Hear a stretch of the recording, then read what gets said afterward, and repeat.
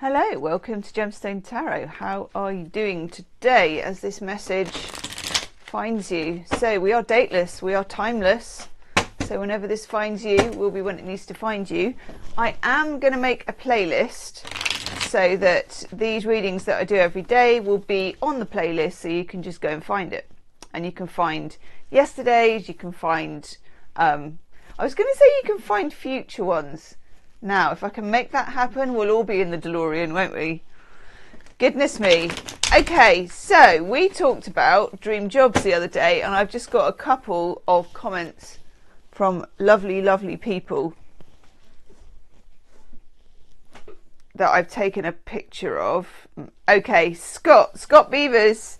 Scott's dream job would be leading his own small theatre company. And maybe a bed and breakfast or a wine bar on the side for a shot at some slightly more guaranteed income. I like the fact that we're thinking this through. And I love all of the jobs that everybody wants to do. It's just, I don't know, it's just so, they're all lovely things.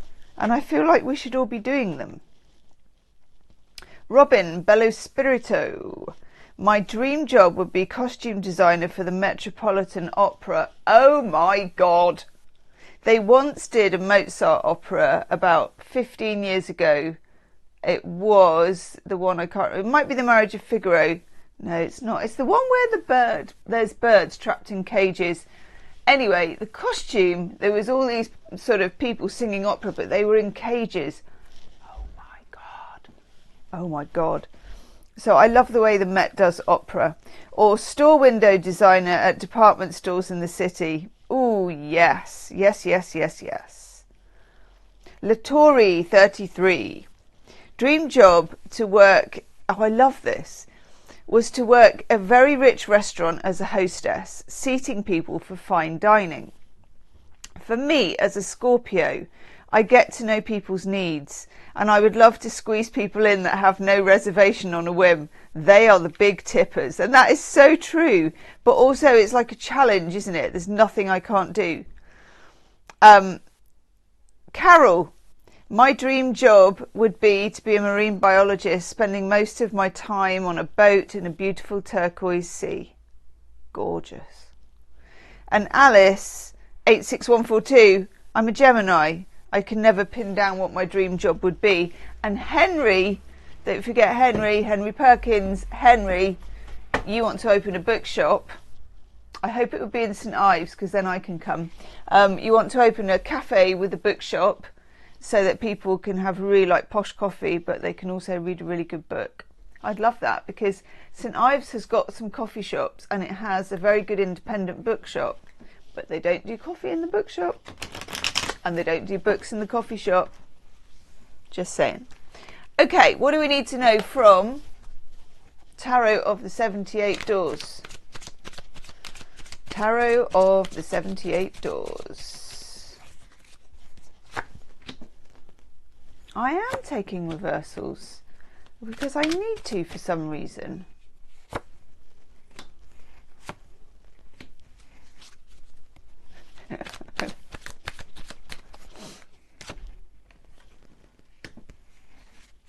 Ooh. Yes, let me just check as well. I always want to do this because people go, have you checked the deck? Yes, they're not all in reverse. Okay, who are you, lady? Queen of Pentacles in reverse is a sense of impatience. So you may have some impatience over a situation. It feels like as you're hearing this reading, you may be feeling a little bit hemmed in by something. And maybe it's like an obligation or a choice that isn't a choice because you sort of feel guilty or you have to do something. It feels like a bit of stress, and it's weighing you down. Because I also get this, I know, humping that door around. 9 of Wands is a card of protection. So this person is supplying a front door for these people so that they can lock their house. It seems weird, doesn't it? Like the concept of a front door, when you look at it like that, it's just a rectangle. The difference between someone breaking in or not breaking in, it's really weird. So think of that in terms of barriers, and think of that in terms of you wanting to keep your boundaries secure. And I don't necessarily mean, you know, your boundary in terms of how far can this person push you or this situation push you, but more that you may feel like you want to be on your own. It's a bit like, let's say, you're really feeling like you need some alone time, and then somebody turns up at your house unannounced, and they're like, oh, you know, I was just in the neighbourhood, and you need to, you know you're not going to go, do you know what? I'm right stuck into Sex and the City. I've got my Twix and my cup of tea. I've got my Homer Simpson butt dent, and you're not coming in. Cheers. You know, you can't really, you could do that, but maybe you value the friendship more than that. And so you're like, yeah, of course, come in.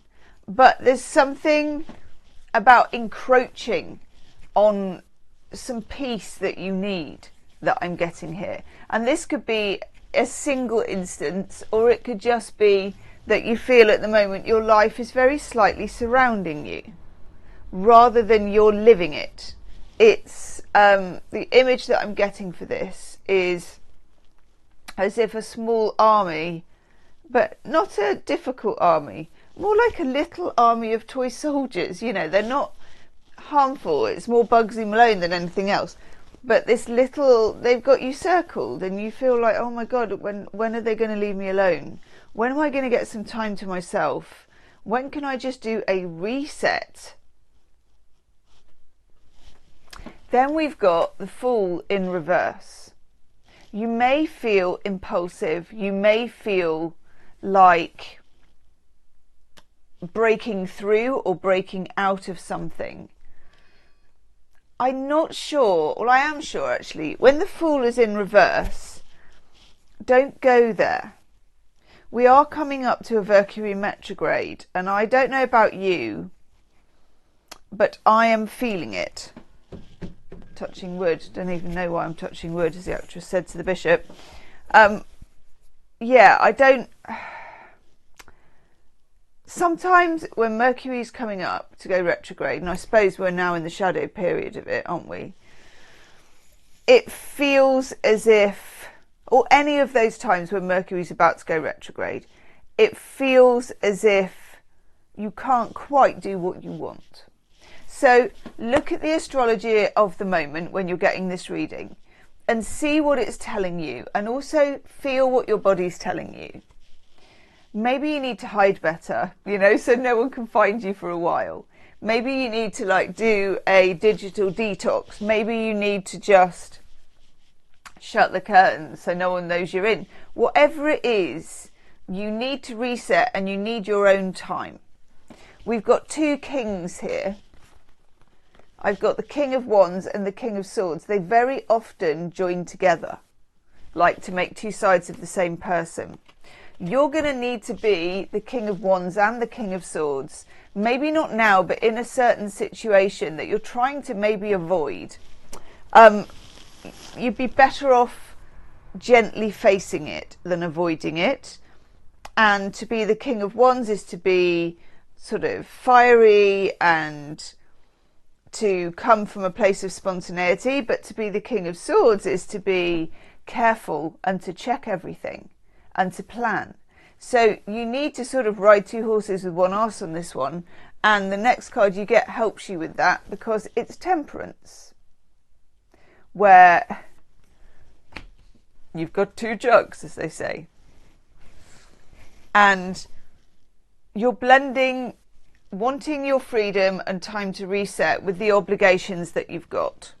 Find a way to do that so that you're not completely knackered and that it's not taking too much toll on you, but that you're still doing the sort of bare minimum of what you need to do.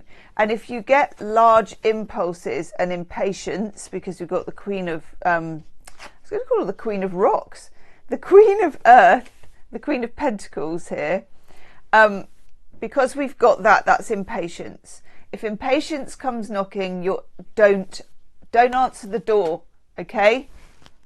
Maybe just don't answer the door, full stop. That's why we did Tower of the 78 Doors today. Leave me a comment. Check out my new pick a card reading, which is 3 High Priestesses, and you have to choose one, and it tells you the wisdom of something you need to know. I know. It's in the description box. Enjoy. Namaste.